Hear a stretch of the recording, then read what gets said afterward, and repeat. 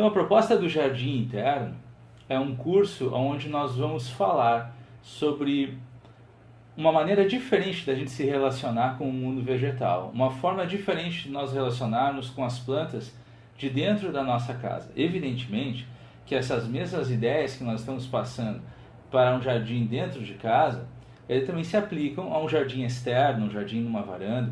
Então, o princípio é muito similar.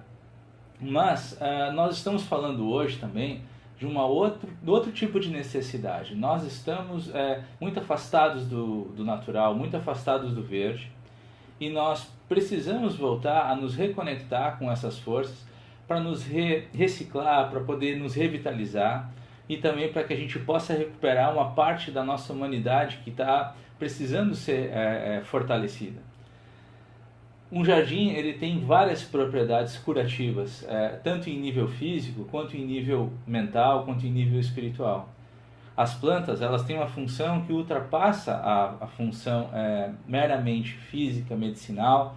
Elas também têm uma função anímica, uma função psíquica. Elas interferem na nossa realidade, interferem no nosso modo de viver. Então, o jardim interno é uma ideia de combinar esses conhecimentos e também pontuar com algumas informações que habitualmente nós não encontramos na literatura mais habitual.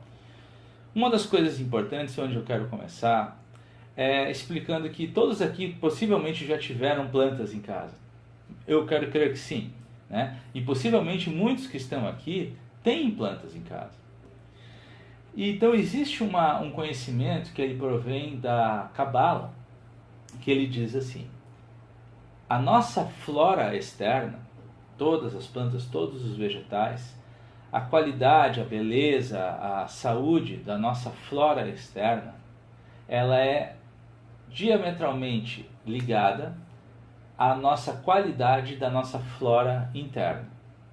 O que significa isso? Dentro de cada um de nós existe também uma representação dessa flora, que a gente enxerga do lado de fora. E essa flora, estando representada dentro de nós, ela se manifesta do lado de fora, da maneira como nós estamos levando a nossa vida nesse momento.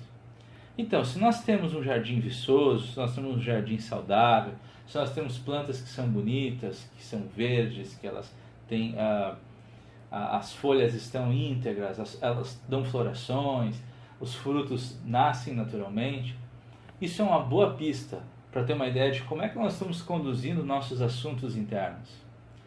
No entanto, se nós criamos uma planta, ou criamos várias, fazemos um jardim, ou temos um espaço dentro da nossa casa, aonde nós vamos tentar colocar alguns vegetais, e por incrível que pareça, surgem situações onde eles começam a morrer, secar, e começam a realmente, esse jardim ele não acontece, ele não se estabelece.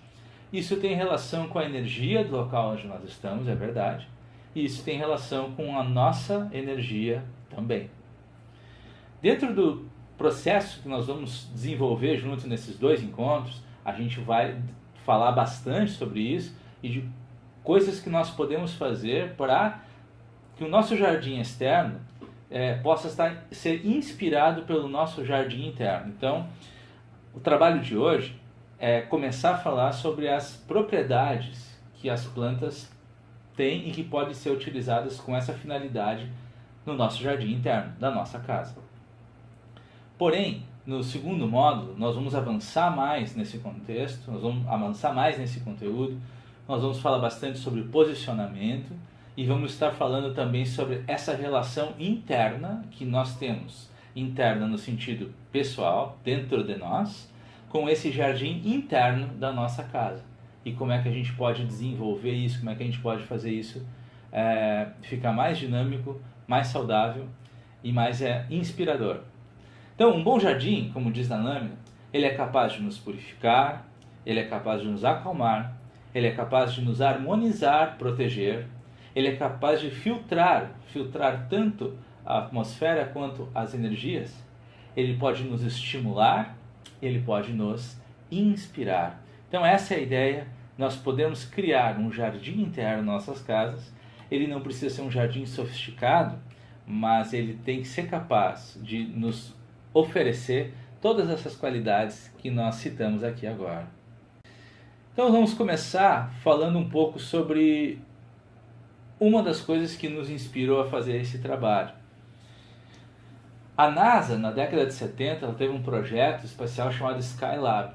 Quem é mais ou menos mais de 40 anos como eu, deve se lembrar bem desse projeto. Ficou famoso, inclusive o Skylab ficou muitos anos no espaço e anos depois ele era um projeto que se tornou obsoleto, e o Skylab, inclusive, ele deu uma reentrada na atmosfera, e isso ficou famoso no mundo todo. Me lembro que a gente era criança, a gente tinha medo que o Skylab caísse em cima da casa da gente. Tecnicamente era uma possibilidade concreta. Isso foi uma daquelas coisas que a gente passa quando a gente é jovem, quando a gente é criança, aqueles medos infantis. Mas o Skylab foi um grande projeto da NASA, foi o primeiro laboratório que a NASA criou no espaço, e a NASA tinha uma dificuldade que ela precisava administrar. E esse cientista chamado Bill Wolverton, ele encontrou uma solução para essa dificuldade. E qual era? Por mais que eles pudessem utilizar materiais mais limpos possíveis, dentro do Skylab existiam ainda, depois de ter feito toda uma análise, depois de ter se utilizado os melhores componentes possíveis, ainda existiam 300 compostos químicos voláteis. O que significa isso? Como o Skylab ele era uma estrutura que ia ficar muito tempo no espaço, que as pessoas iam para lá para permanecer semanas, meses, então realmente o que acontecia era que, com o passar do tempo, a atmosfera tinha que ser filtrada, porque senão iria começar a gerar uma série de problemas de saúde para todos os envolvidos.